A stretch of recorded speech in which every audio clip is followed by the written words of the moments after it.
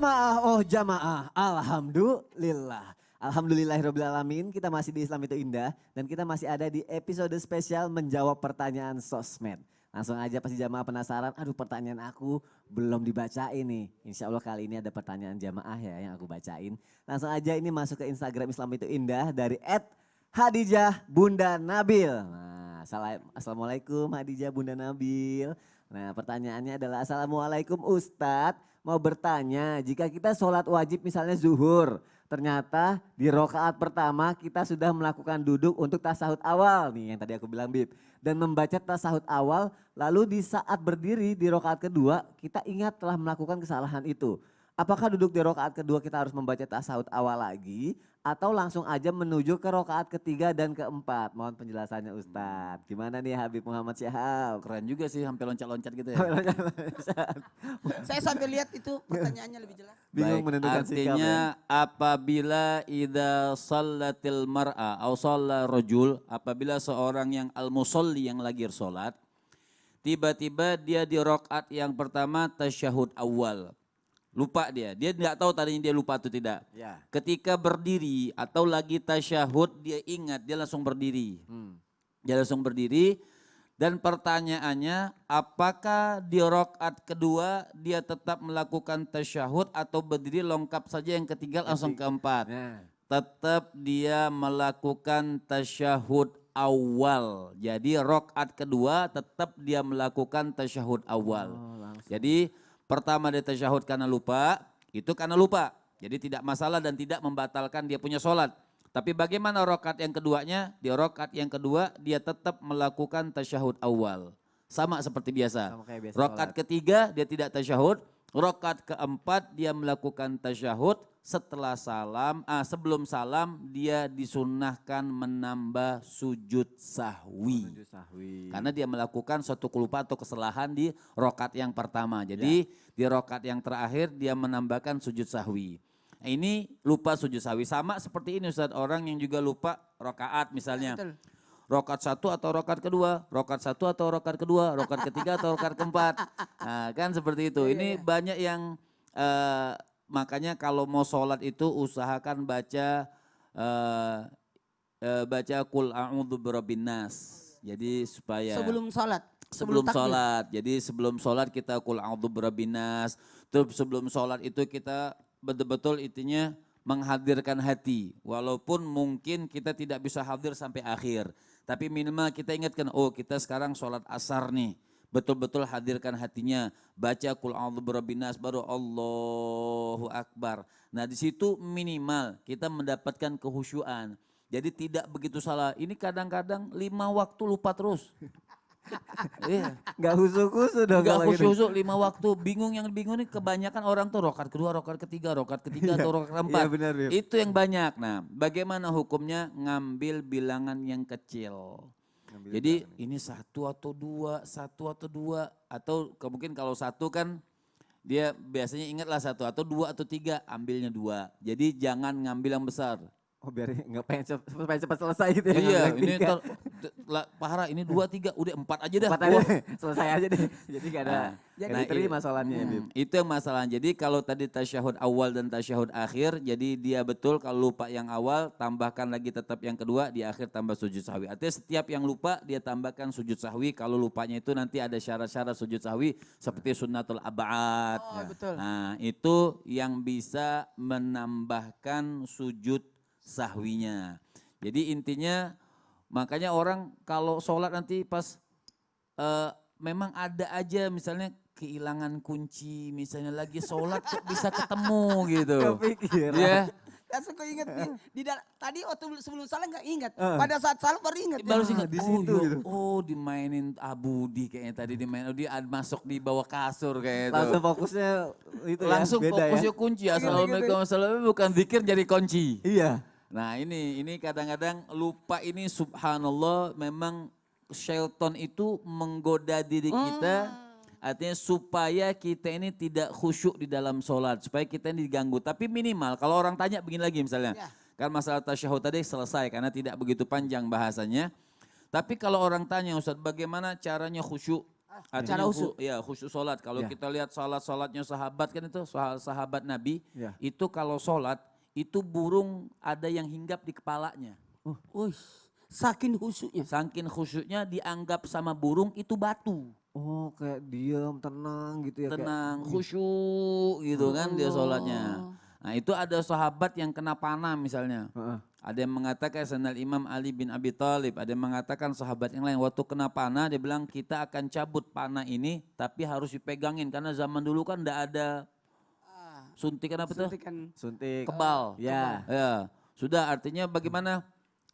Cabutnya enggak tunggu jangan dosa dipegangin, sholat aja Allahu Akbar cabut artinya khusyuk tapi minimal khusyuk itu pas takbiratul ihramnya Allahu Akbar habis. Begitu Aku mau tenang nanya sama sama Allah Habib baru untuk dicabut.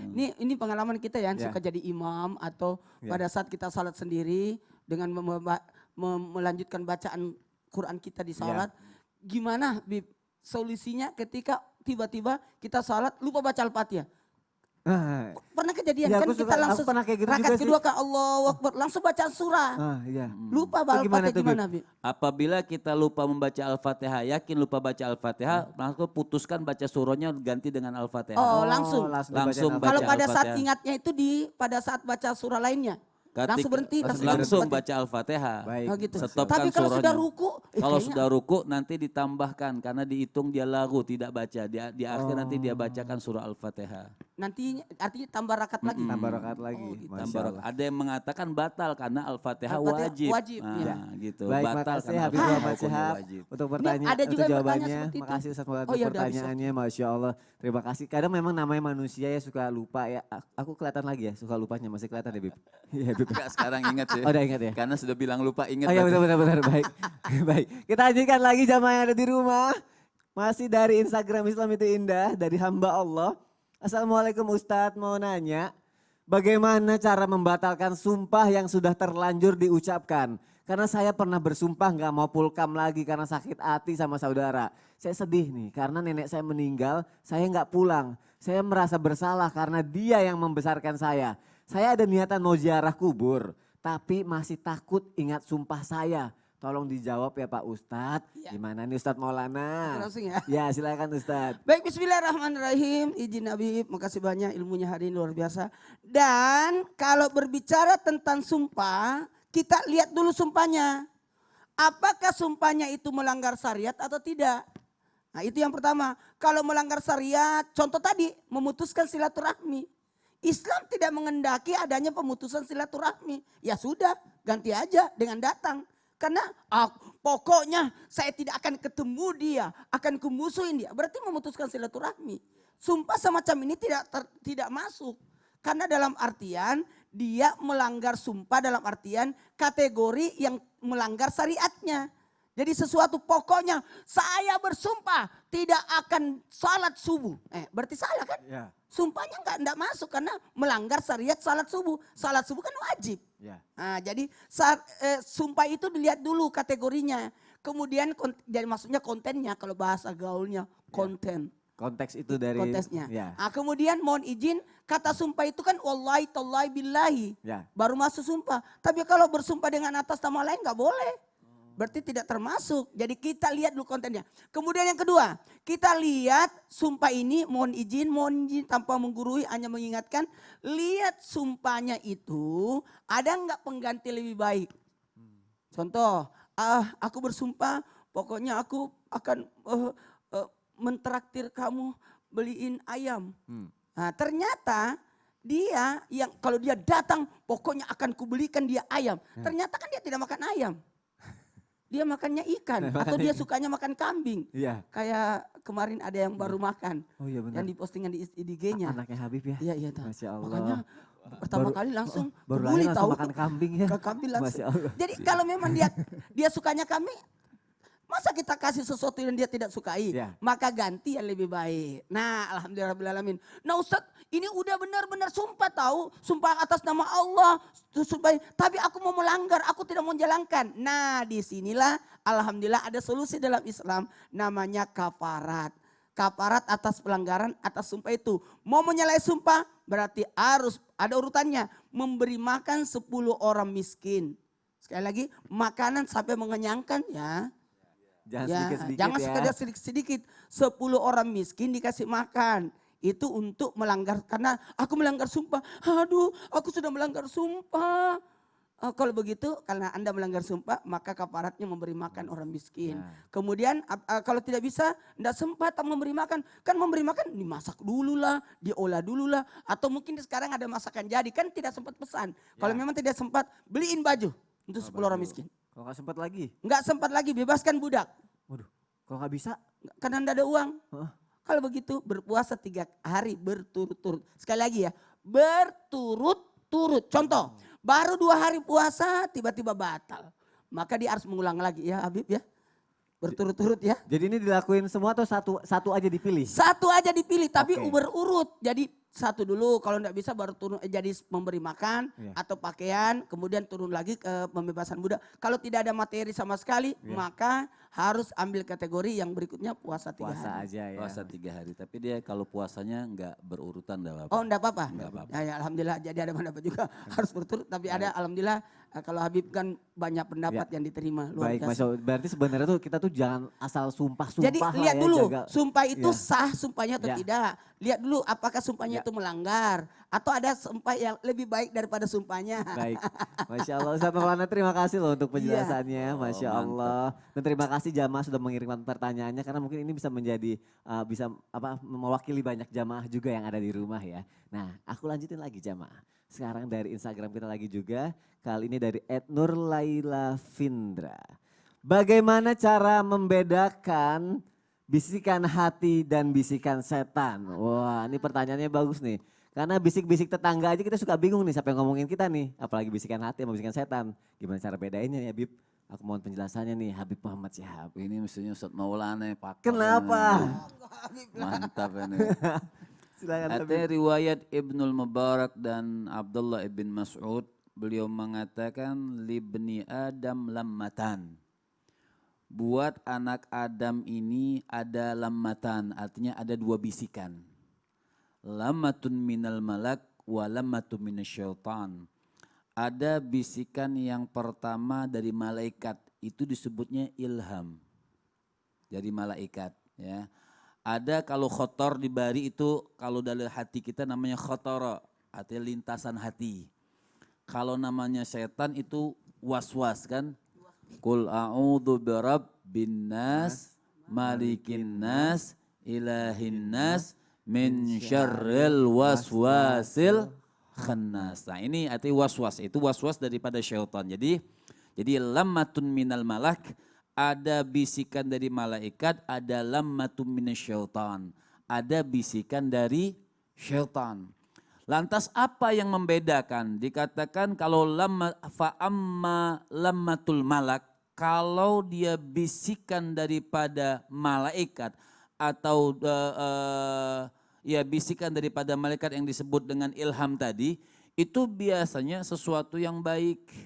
Atau tatyibun nafas, menyenangkan hati kita melakukannya luas, melakukannya itu tidak ada ganjalan dan tidak ada penyesalan karena tasdiqun bil haq, membenarkan sesuatu memang hak di hati kita, memang itu betul, memang itu sesuai agama, memang itu sesuai syariat. Tentunya juga bagi yang ada bisikan tersebut alangkah bagusnya dimusyawarakan sama guru setempat. Ini saya ada pemikiran seperti ini, apabila saya lakukan menurut agama bagus gak? Apabila menurut agama bagus berarti itu ilham bisikan daripada malaikat. Kita juga kalau bisa jangan memutuskan sendiri. Kalau kita memutuskan sendiri biasanya mungkin kalau kita kurang daripada agamanya kita anggap itu sesuai agama padahal bukan sesuai dengan agama. Jadi kita juga harus paham. Seperti dalam kitab Muragil Ubudiyah, Ustaz Maulana itu ada cahaya, misalnya ada cahaya. Cahaya ini ngakunya, oh bisikan, saya adalah Allah, saya adalah Tuhan. Sudah mulai sekarang kau saya bebaskan daripada sholat, bisikan. Oh berarti saya ini orang yang ibadah. Maka apabila itu hamba mengatakan, oh bisikan ini bagus, makanya ada sekarang bilang apa tuh? Wangsit ya? Wangsit ya. Hah? Yang buat makan mie ayam tuh ya kan. Oh, pangsit. Wangsit. Lucu ya. Lagi ya alhamdulillah ya. Ada, Dua kali ada ya. wangsit, benar-benar wangsit. Wangsit ya benar. Ya itu kadang-kadang wangsit itu kan salah tidak sesuai dengan apa yang diilhamkan tentunya dari Allah, diilhamkan dari malaikat sehingga apabila dia percaya sama itu wangsit dengan sholat yang ngaco pakai goyang zaman sekarang ini segala macam, maka apabila dia mengatakan oh itu cahaya adalah Allah Subhanahu wa taala fahukmuhu, maka dia sudah keluar daripada ajaran Islam. Jadi bisikan malaikat intinya bisikan malaikat membawa kita dalam suatu kebaikan. Itu bisikan malaikat. Dan luas hatinya. Amma lammatus syaitan, adapun bisikan daripada syaitan, musuhnya Allah Subhanahu wa taala seperti syaitan yang menggoda Nabi Allah Adam sampai bisa memakan buah khuldi. Mau makannya sampai ragu Nabi Allah Adam. Nah itu adalah bisikan daripada bisikan syaitan. Nah begitupun manusia ketika mendapat bisikan tersebut, lihat bisikan ini apa? Oh takhbithun nafas.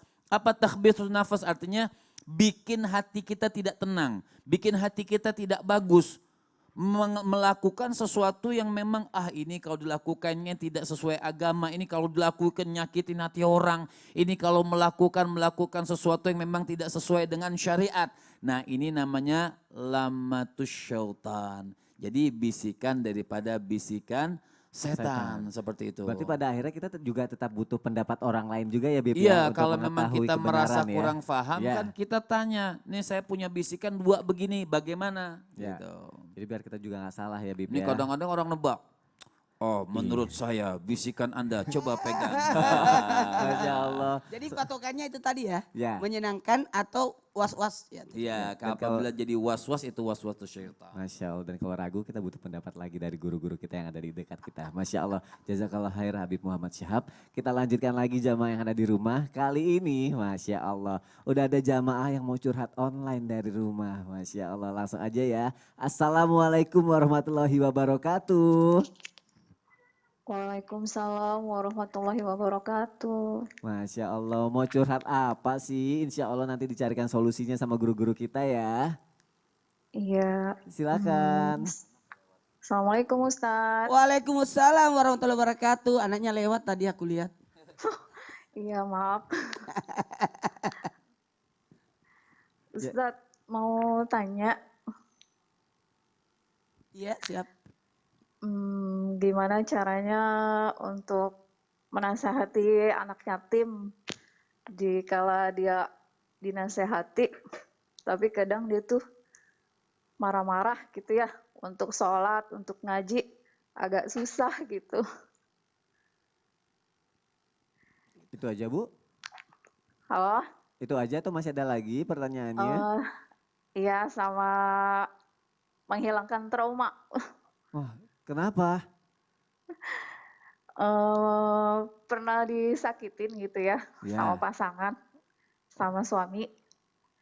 Tapi sudah memaafkan tapi masih ada terasa sakit gitu. Masih ada rasa sakit, iya. Baik. Gimana ya Ustadz? Oke, jadi itu aja ya pertanyaannya ya. Sementara ini ya Bu ya. Iya. Baik, Ibu Iya, terima kasih sebelumnya sudah mau bertanya di Islam itu Mas Wandi, indah. terima kasih Ustadz. Tapi Ibu jangan kemana-mana Bu.